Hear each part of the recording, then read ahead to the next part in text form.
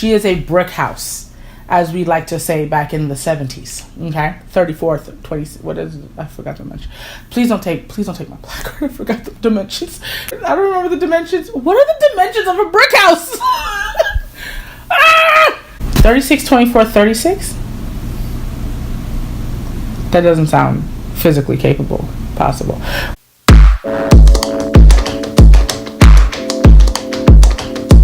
Hello, beauties! It's your girl, the Plush Bride, back with another episode of Wedding Wine Wednesdays. And as usual on Wednesdays, we wear white wedding dresses while we drink wine. Before we get started, let me take a sip, or a couple sips, and then we're gonna get into curvy versus plus size.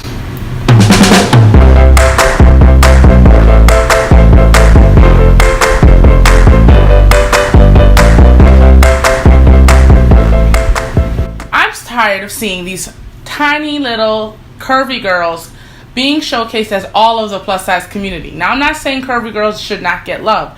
What I'm saying is, what about the big girls and the plus size beauties who are size 24, size 26, size 32? We need to see some models that look like us, just like the curvy girls need to see representation. I think the fashion industry thinks that one plus size fits all, which is grossly untrue. We range from size 14 to and higher, okay? Up to like 44. I think it goes as far as, and even further than that.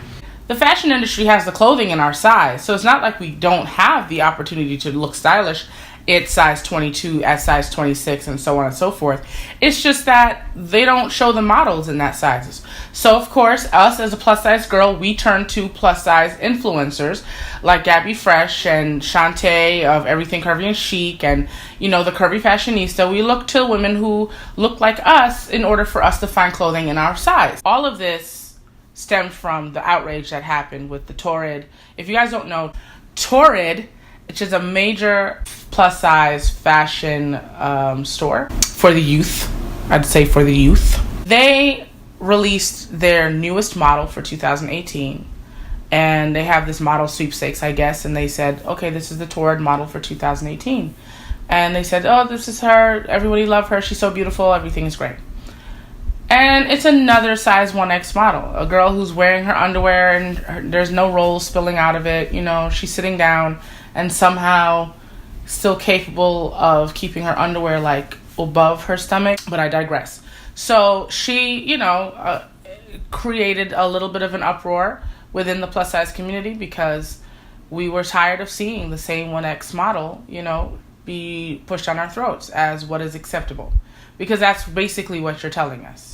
You're telling us that this is what the acceptable size is, and it's, you know, this is what you should strive to be.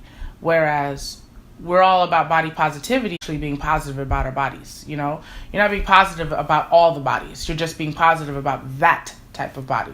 Now we're being told this is the new beauty standard, and we need to abide by this. We have pear-shaped, we have apple-shaped, we have triangular-shaped, we have pure apple, triangle, and then of course the hourglass. Now here's where this fits into bridal.